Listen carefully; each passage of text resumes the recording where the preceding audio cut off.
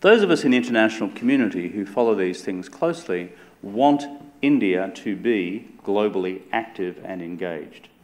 We want India to be globally active and engaged.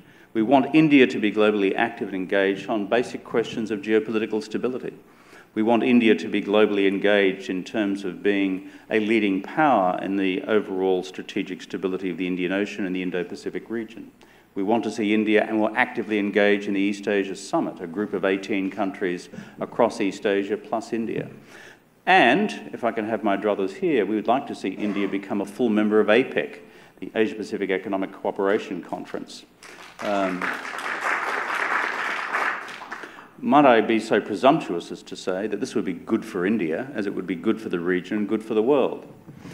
People say to me in India, where you have a robust, shall I say, protectionist tradition in some parts of your economy, I can say that without giving offence, because I actually like the country, is that APEC has performed a remarkable function across wider East Asia over the last 30 years of its existence. It has effectively acculturated and socialised East Asia into the norms of open trade, freer trade and open investment flows as being the ingredients of take-off economic growth levels. If we roll back 30 years and ask that question, was it the case in Korea then? Was it the case in Vietnam then? Was it the case in Malaysia then? Was it the case in Indonesia? The answer was no.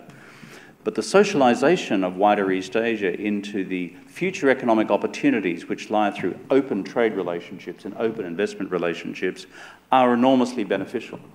I know there's a group who will always say in Indian politics and in the Indian media, well, that just means that India will end up buying more from them than they will from India.